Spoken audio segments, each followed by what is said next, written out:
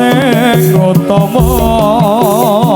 gawe tuni sing nyebar para wali songo kang duwe gerak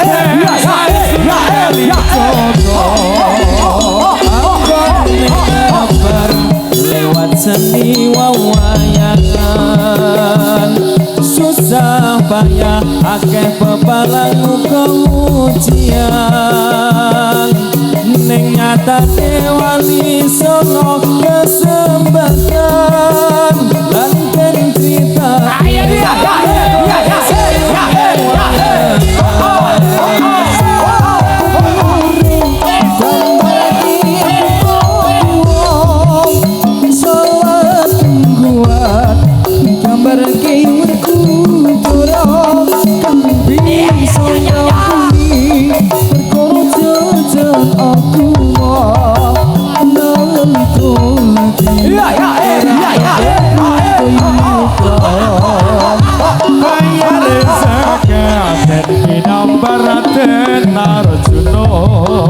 Raden Nakula iku gambarane poso ing pungkasane kaji lawan kuasa Antawijaya dadi raja ning Astina pancen nyata tata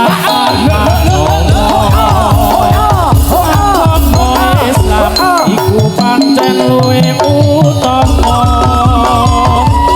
awitune sing nyebar para wali songo kang duwe gerak anggone nyebar lewat seni wawayangan susah payah akeh pembalak uga ujian solo kesembahan angkat ceritake rukun Islam yang wawayangan gambarake salat buat gambar merkudera kang bisa ngrampungi perkara jangan aku mah nalika lagi perang tanpa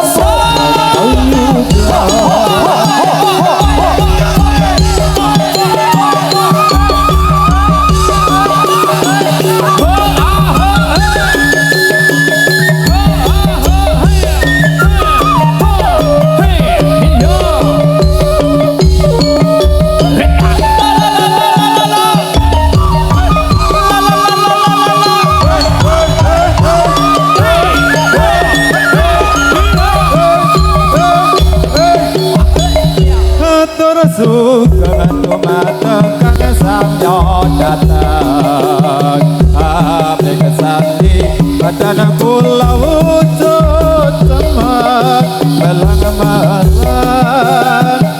sampun ngantos samyo jiklan mangke muda bahasa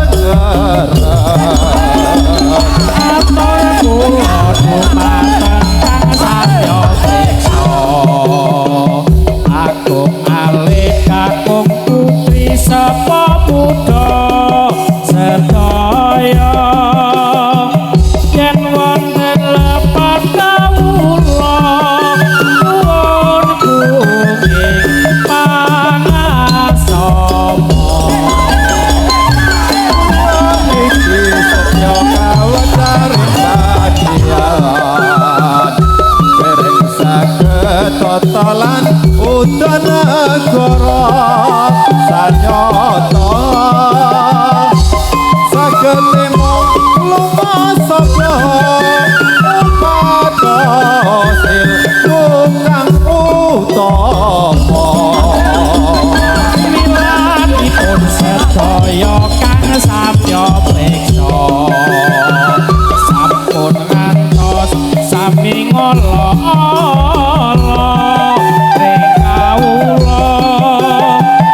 najan kula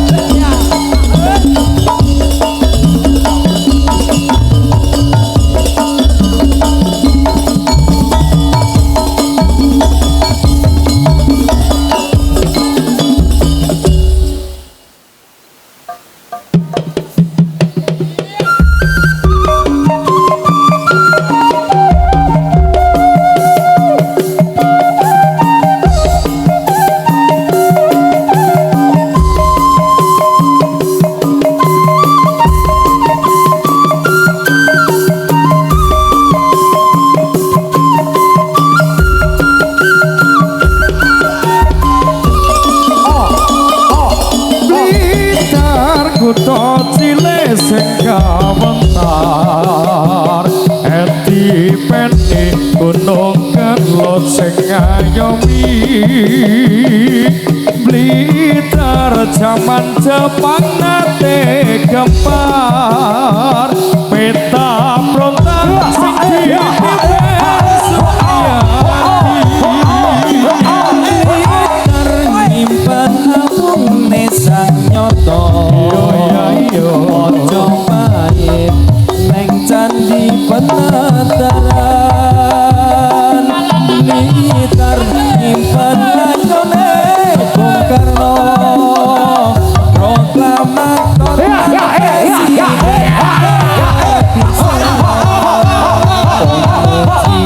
cerita di kacang modo ingkang bisa nyawiji Nuswantara lan uga Bung Karno kang kondang kalko iling patah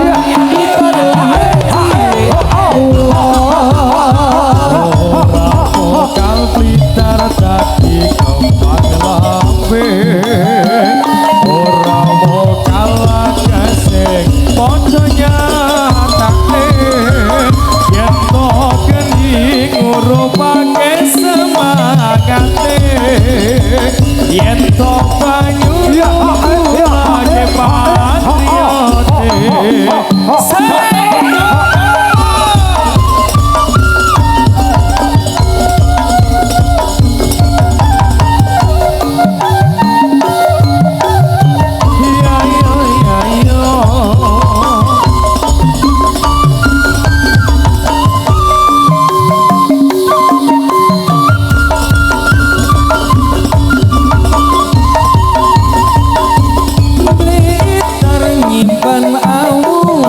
sang noto mojo pahit neng candi penataran Blitar nyimpen layone Bung Karno proklamator lan presiden kang kepisan ono cerita karepate Gajah Mada ingkang bisa nyawijike Nuswantara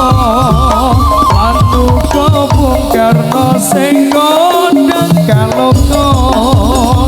eneng rantau Blitar lahir cilik kuno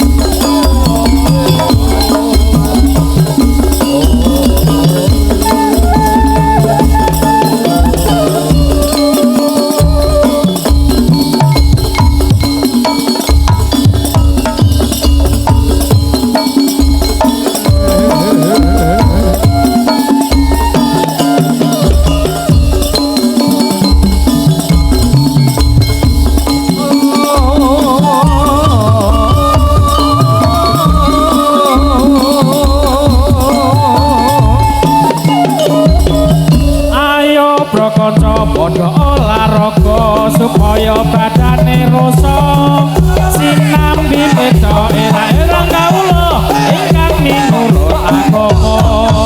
kaya basa koloris sedaya kebarangan permatono maring lair Nabi junjungan kita Nabi Muhammad kang mulya ayo bro kaum mulai matur sarta pemuda mataya atau anggone menghormat maring lair Nabi Muhammad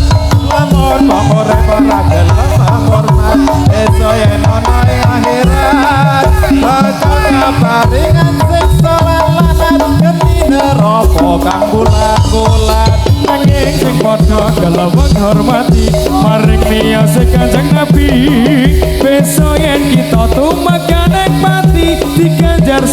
kangeti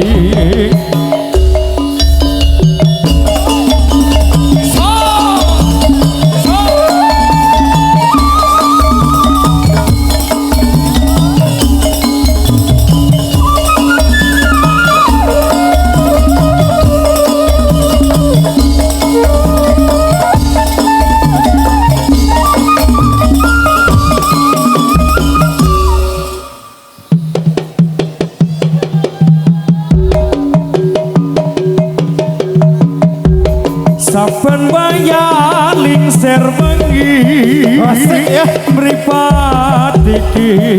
ora bisa turu tansah kelingan sliramu wong ayu kang dadi pepujanku bingung rasane atiku arep sambat nanging karo sapa nyatane ora kuwawa ngrasake atiku sansaya nelongso wis lali-lali malah sansaya kiningan nganti tekan besok kapan gunku mendem ora bisa turu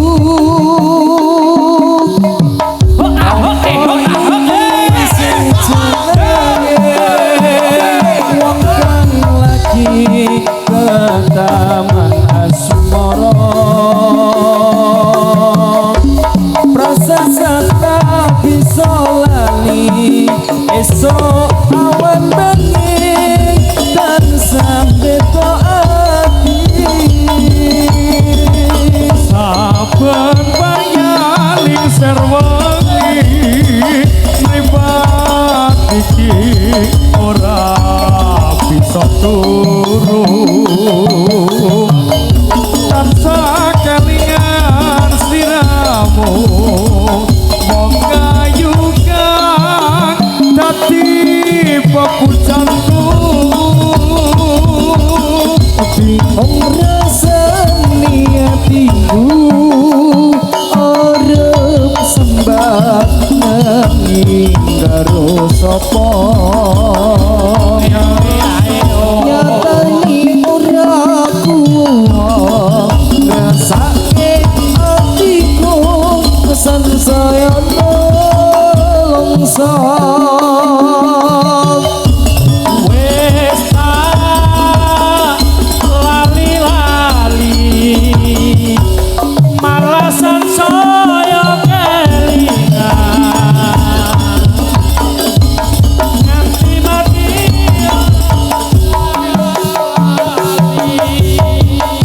mendem ora bisa turu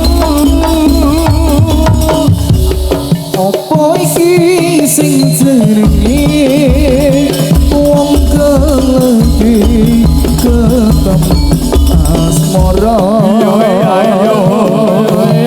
apa sasatra bisa lali esok awan bengi tan sampai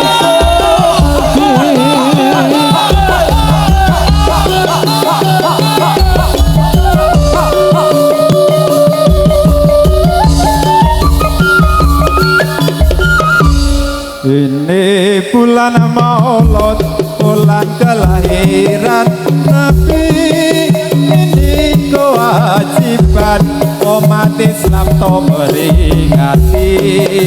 karena waktu ini jatuh lahir Kanjeng Nabi Muhammad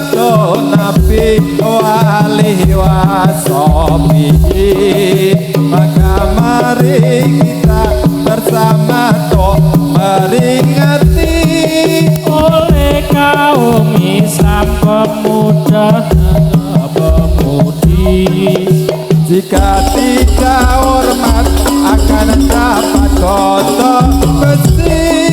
tetapi yang hormat diberi amal yang suci. sapa wong urip kang ora gelem amreng ngeti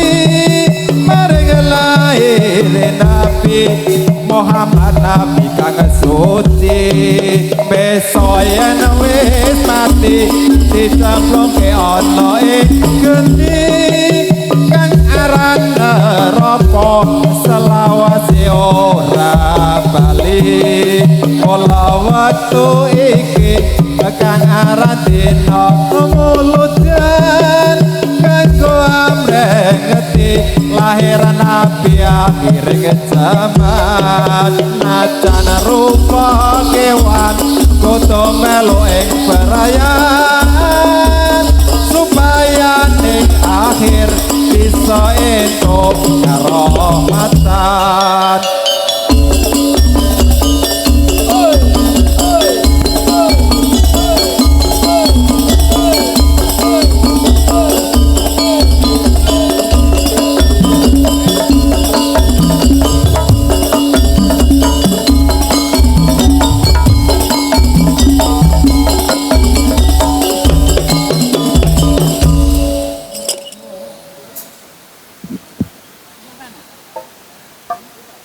Raga kang kajirat tresna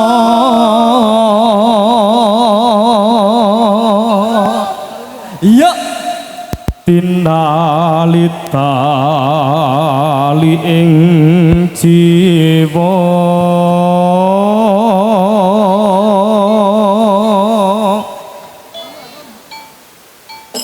kakandrung parasmu ya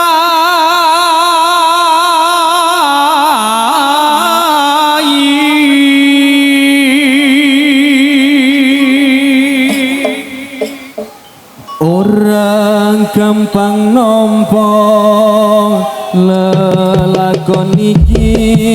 aku wis nyoba ikhlas nanging apa tak lakoni nampa kasunyatane tresno kowe sumandeng wong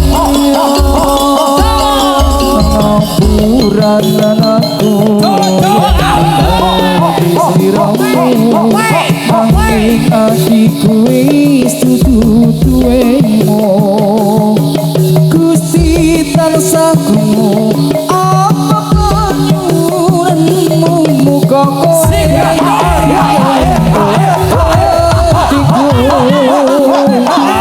atiku kowe nyandeng wong liya apa iki kasunyatan sing tetompo pesane kembali mekaronan ning ati nanging kudu aku sing duweni wis cukup leleno atimu nuruh merga rasa tresno bisa dipaksa hatiku percaya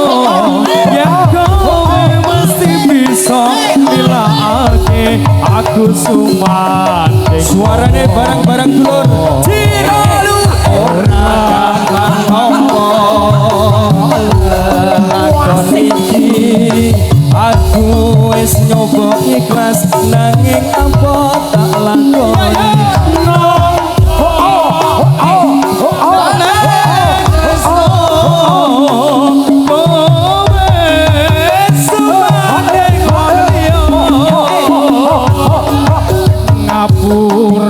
aku yen ninggal kesiramu nanging atiku wis dudu duwemu Gusti tansah krungu apa panyuwunanmu muga kowe enggale gantiku ati